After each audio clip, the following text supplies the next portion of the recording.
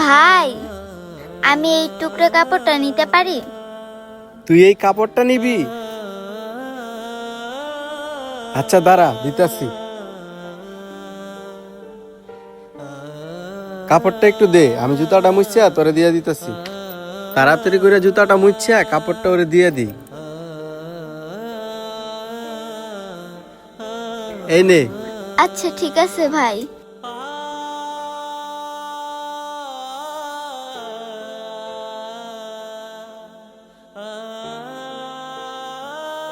ভাই, আমি এই সিটের কাপড়টা নেই। ওইটা নিবা? আচ্ছা ঠিক আছে, নাও। হুম।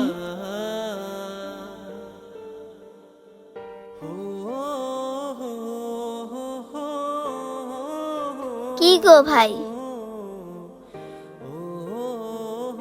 আজকে কোনো টুকরা সিট বিট কাপড় ফালাই দেন নাই?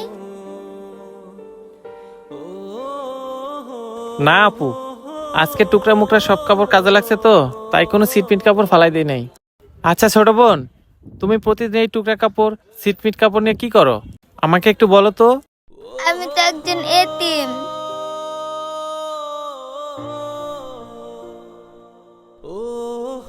আমার একটা ছোট বোন আছে তো ভাই, সেই রে জামার জন্য অনেক কান্নাকাটি করতেছে।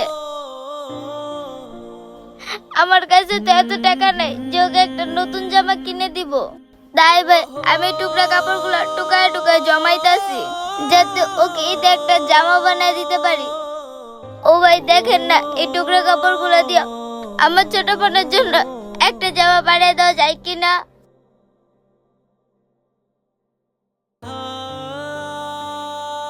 আপু, এই টুকরা কাপড় দিয়ে তো একটা জামা বানানো যাবে না। ভাই ওই কাপড়টা দিয়ে যদি না হয়, আমার অন্য টাকাটা জোড়া দিয়ে একটা জামা বানিয়ে দেন।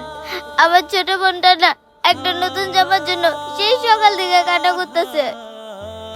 ঈদে যদি ওকে নতুন জামা না দিতে পারি, তাহলে ও নাকি আর খাবার খাইবো না। এই অসহায় মেয়েটাকে যদি আমি একটা জামা বানায় না দেই, তাহলে আমার আল্লাহ আমার উপর নারাজ হবে। ব্যবসা তো অনেক করছি, আজকে না হয় ব্যবসা না করলাম।